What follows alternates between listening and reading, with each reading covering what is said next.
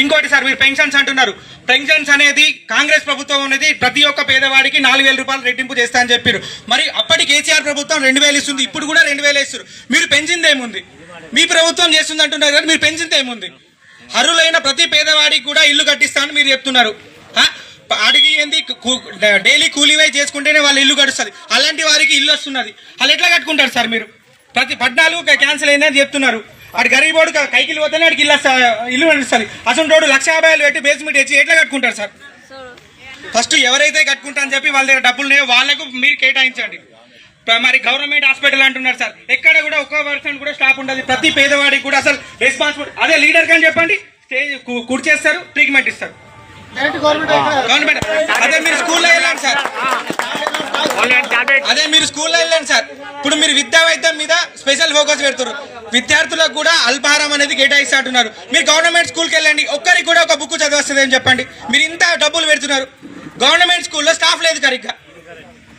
Collector వచ్చి, అప్పటి collector Varun Reddy గారు వచ్చి స్కూల్లో స్ట్రిక్ట్ వార్నింగ్ ఇస్తే కూడా ఇప్పటికి కూడా మారలేదు. విద్యా వ్యవస్థనే మారినప్పుడు మీ గవర్నమెంట్ ఎందుకు సార్? మీరు అధికారులు దేనికి? ఒక్కసారి మీరు గవర్నమెంట్లో విజిట్ చేయండి. మళ్ళీ బీసీ హాస్టల్ ఇక్కడ ఉంది, బీసీ హాస్టల్ ఉంది. బీసీ హాస్టల్లో ఎన్నో సమస్యలు ఉన్నాయి. అక్కడ డ్రైనేజ్ వ్యవస్థ లేదు, పిల్లలకు బాత్రూమ్ కానీ మురికాళ్ళు ఉంటే కొత్త స్మెల్ వస్తుంది. అక్కడ వెళ్ళి మీరు చూడండి. మీరు ప్రజాపాలన అని చెప్పేసి మీకు లబ్ధిదారుల గురించి ఒక 10 మందినే తీసుకుంటున్నారు కానీ బాసర్లో 7,000 ఓటర్స్ ఉన్నారు సార్. 24 ఇల్లు సాక్షి ఎవరికి వస్తాయి? 24 ఇల్లు ఎవరికి సరిపోతాయి?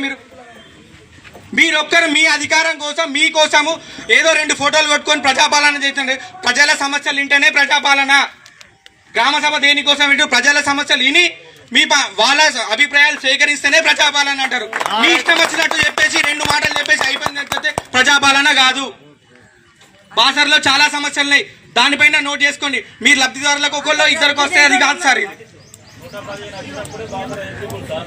ఇది ప్రతి ఒక్కరిని ఉద్దేశించి, ఎవరిని ఉద్దేశించి కాదు సార్.